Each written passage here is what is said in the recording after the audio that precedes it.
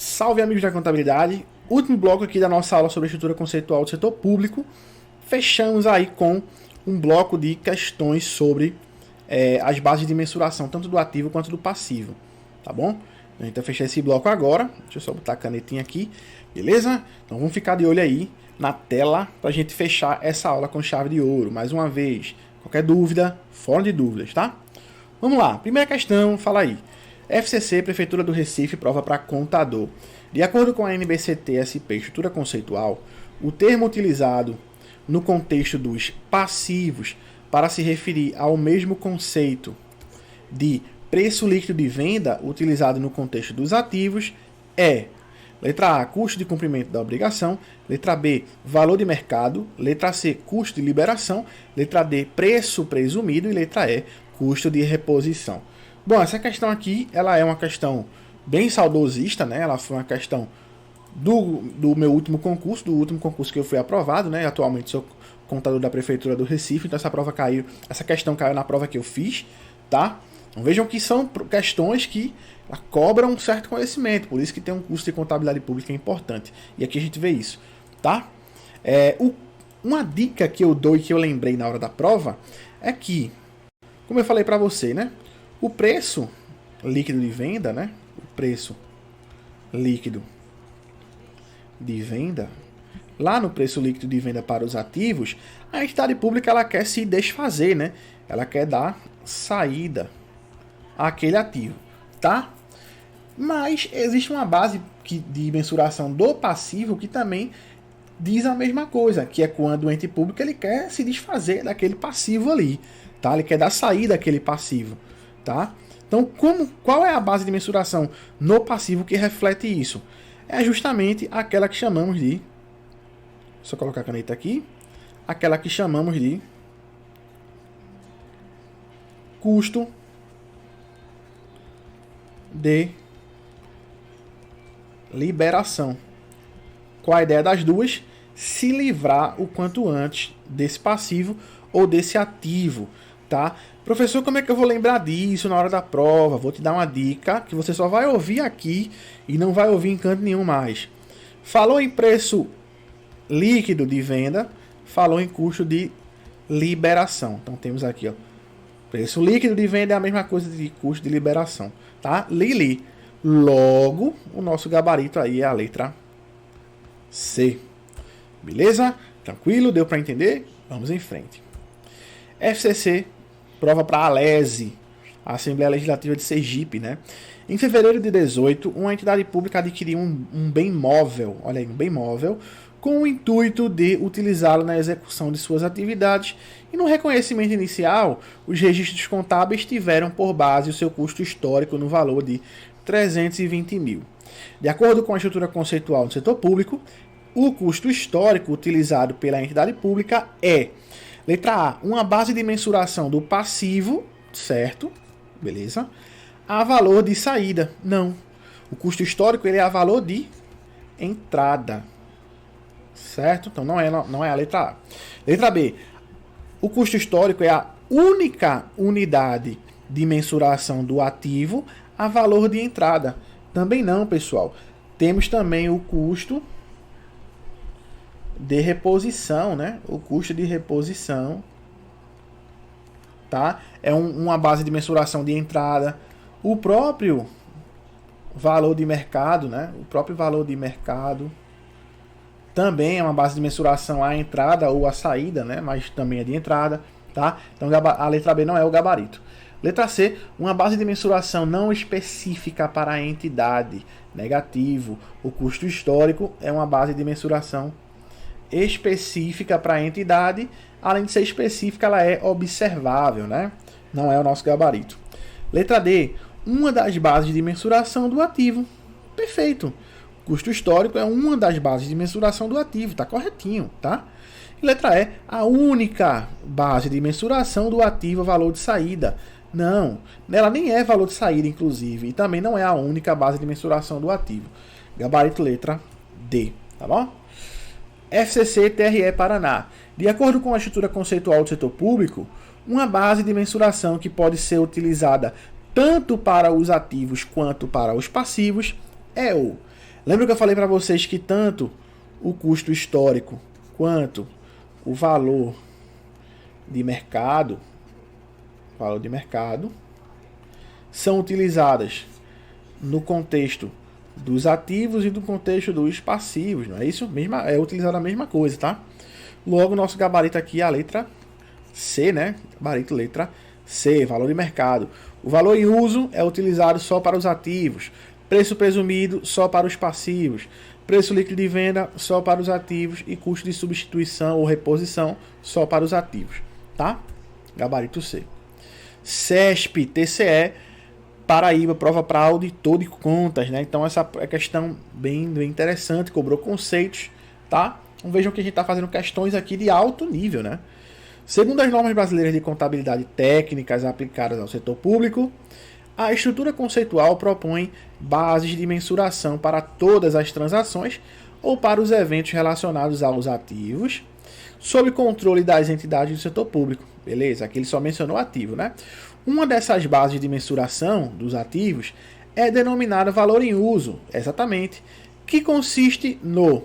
Lembra que eu falei para vocês que o valor em uso, a gente não... Aqui, até para dar exemplo, é difícil, mas que você lembrasse que o valor em uso tem a ver com o valor presente. Palavrinha-chave para valor em uso, valor presente. Tá? Viu o valor presente aqui na nossa questão, já marca e vai embora. Tá? Letra A.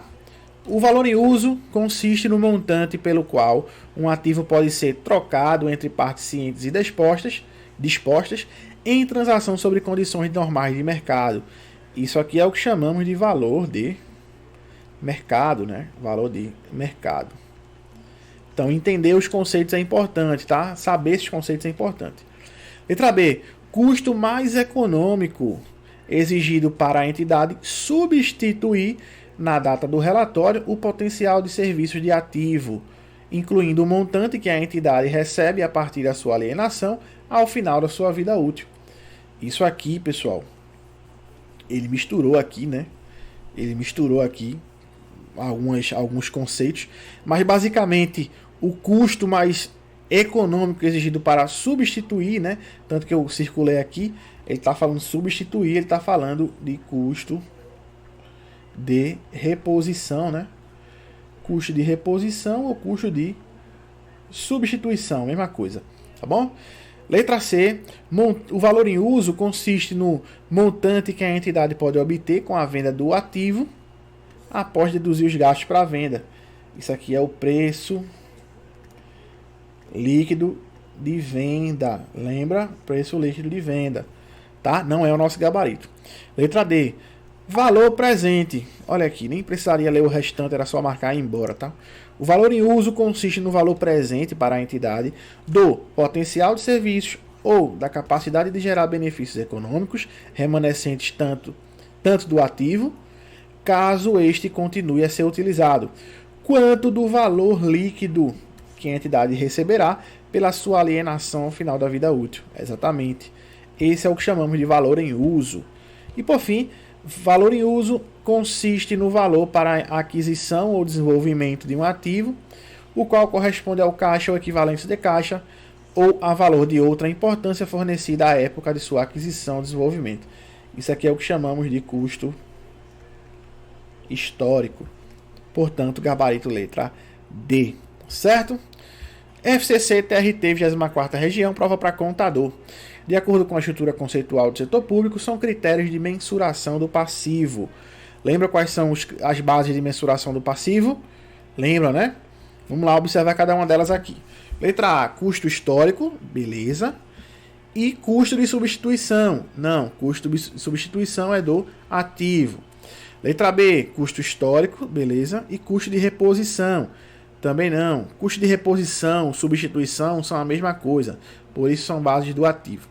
Letra C, custo de liberação, beleza, para o passivo. E preço presumido, excelente. Tá? Gabarito aqui, letra C. Preço líquido de venda para o ativo. Custo de cumprimento da obrigação para o passivo. Letra E, valor de mercado, tanto para ativo quanto para passivo, né?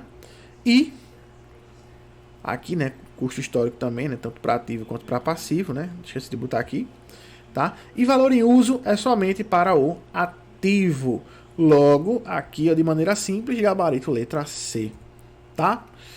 Ainda, FCC, Câmara Legislativa do Distrito Federal. Em conformidade com a estrutura conceitual do setor público, o custo de reposição ou substituição equivale a uma base de mensuração dos ativos. Perfeito. Essa base, falei para vocês que o custo de reposição, tá? O custo de reposição ou substituição é aquele custo que a entidade pública tem para substituir o potencial de serviços daquele ativo, né, de maneira menos onerosa ali. Deu o exemplo da escola, né, que comportava 1.000 e passou a comportar 300. Então a entidade precisou trocar aquele ativo por um que tivesse o mesmo potencial de serviço e que tivesse um custo menor. No caso, uma escola menor para 300 alunos. Certo? Então esse é o custo de reposição ou substituição. Tá bom? Esse custo de reposição ou substituição para o ativo, ele é uma base de mensuração de entrada, concorda comigo? Por quê? Porque o ente público ele vai trocar um ativo por outro, então ele vai dar baixa em um e reconhecer o outro, ou seja, dar a entrada em outro, tá bom? Ainda, é um valor que é observável no mercado, não é? Porque a gente consegue confirmar aí por fontes externas, e também é um valor que é específico para aquela entidade, porque leva em consideração ali as especificidades da entidade, né, que agora ela precisa de um custo menor para os 300 alunos, tá? Então leva em conta ali algumas especificações da entidade, tá bom? Então feita essa pequena revisão, vamos aí para as questões, né? A letra A, ela fala aí que o custo de reposição e substituição, ele proporciona valores de entrada, beleza, tá aqui tudo bem, valores de entrada, né? Além de ser geral para todas as entidades. Geral para todas as entidades, não, pessoal. A única base de mensuração que é geral para todas as entidades, ou seja, que é não específica, ela é vista como geral para todas as entidades, é o valor de mercado, lembram? Valor de mercado. Certo? Então, o custo de reposição não é geral para todas as entidades, portanto, o gabarito não é a letra A. Tá? B. Produz valores iguais a todas as entidades.